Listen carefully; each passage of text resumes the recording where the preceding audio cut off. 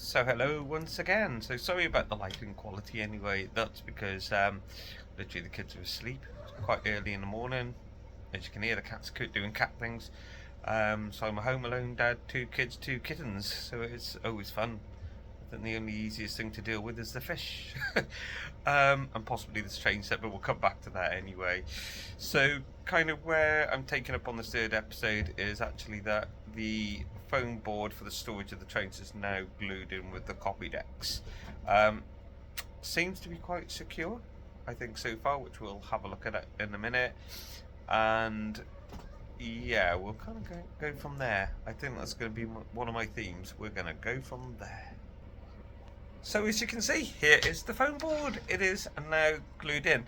So I came back before and I said, well, there's actually grease and trains that go in it. Well, that's technically true to a point, except every single train that I do own was accidentally knocked off its storage place by the Wi-Fi, I'd say, with the Christmas tree. So literally they're all shattered. I've never seen anything like it. Wires separated, motor bogies broken. So there's a good, I thought there was only 6 trains broken, but there's a total of 10. So literally I don't actually have any motorised trains that will work at all now. So that's going to be something to tackle in the new year. So I guess new year, new project, new this, new that, isn't it really? So yeah, pretty disheartened. I've collected these since a kid, but hey ho, such is life, isn't it?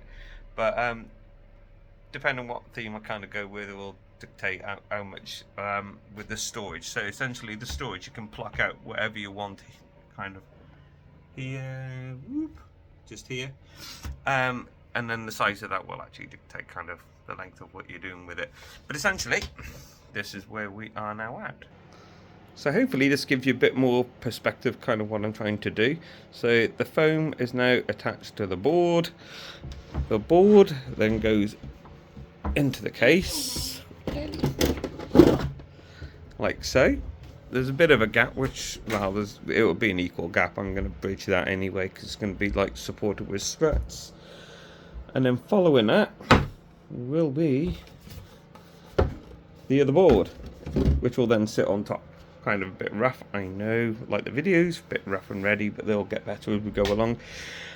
So what I was saying is, essentially I was thinking about making the very back, the folding top part of the lid, into like a really long platform with a car park, because I was thinking that the height might be the same with the track to equal out a platform, which I guess probably could be achieved, but it's probably not worth the hassle now. And I was thinking about like a scenic break with bushes and that, which could have worked as well. But you can probably see actually there's not really much space for that, so it looks like it's going to be some sort of yard, I guess. And then either the back scene will be kind of like raised half relief buildings, or it'll flatten out with some sort of support. And I don't know, it'll be some sort of back scene that way, but not like sort of in a right angle as it is now. It's only 3 foot. The track that I will be using is Pico SL108F. Now that's another entity in itself, so lots of broken trains, so literally got no trains that work now. But then I went this route because I had 2 of their SL10 something points to go with it. Well, I had 2. As you can hear now. One is completely broken, which must have broke in the incident, and the other one is virtually broken. So it looks like I'm going to have to start from scratch with that as well. So that's not really the end of the world, because the ones I've got are like either the medium or large, and now they do a small anyway. So a small probably work out better, given that this is like a 3 foot length, barring probably a total of 2 or 3 inches either side of that, isn't it, really, looking at the board. 1 or 2 points, I don't know. They're not the cheapest in the world, and I've got to afford some trains yet, and as we all know, they're like hundreds of pounds these days, especially DCC. So I don't know, I think we'll just play it by ear and see how we get on, isn't it? So here we are then. So this is it is a medium point, the Pico SL fine scale whatevers. If you've never used them, this sort of track, their flexi track and their points, I would recommend that you do so. The detail on it is absolutely amazing, because actually you can see the bullhead couplings, so to speak, whatever you want to call them, for the rails. I guess if you took away the webbing, they'd look even better. They are not cheap. If you go and have a look, they are not cheap. Like eBay, one piece of flexi track, sometimes you're talking like £20-30, depending on who's selling it. But if you hunt enough, you can get it way less than that on eBay. So just keep peeling your eyes for it. Points so horrendously priced. But I guess you're paying for realism, and it depends what you want from it, really. Some of us want realism, some of us don't. At the end of the day, it is just a train set, isn't it? However we want to look at these things, and I think we sometimes kind of forget about that value anyway. So I digress. So this is the medium one anyway, so you can see already that's give or take in the middle.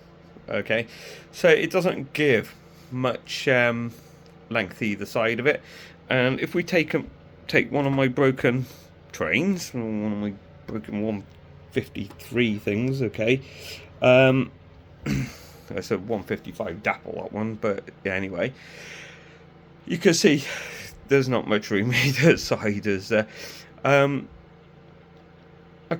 It would be nice to maybe still make this into some sort of station, and maybe that's the way it will go, because I think sometimes simplicity is key. And if you kind of go and look at the real railways, which this is going to be based on something as real as I could, it's quite minimalistic a lot of the time anyway. I'd like it that I could probably have a class 66 either side, but there's not going to be much back and forth in, is there? So at best, well, at worst, I'd say there's going to be 1 point. At best, maybe there's going to be 2 points for some sort of shunting, if it was going to be a yard. And if it's not going to be a yard, then I don't know. Maybe a kickback run round kind of thing. Because I live in Aberystwyth, and actually the station is quite interesting when you get a double-headed loco. It's like they split 137 or 97, whatever you want to call them, to run half round, and then they split the other one at the front and do the same. So, you know, there are things around it. And then there's Bow Street Station, so that's actually quite an interesting little thing, not far away. So there are things I could possibly base this on. So it'd be quite nice to base it on something. So that's kind of it as it is at the moment. So I guess I'm going to potentially have to order another point, although looking at this 1 point that is the only savable one, it might well be that I can push some of the track back into the spacing and the webbing and the couplings, but it's looking a bit of a 50-50, to be quite honest with you. And I think, I don't know what all you guys think. Maybe we actually need to have something a bit smaller. So I'll keep you updated, and we'll see how it goes, isn't it?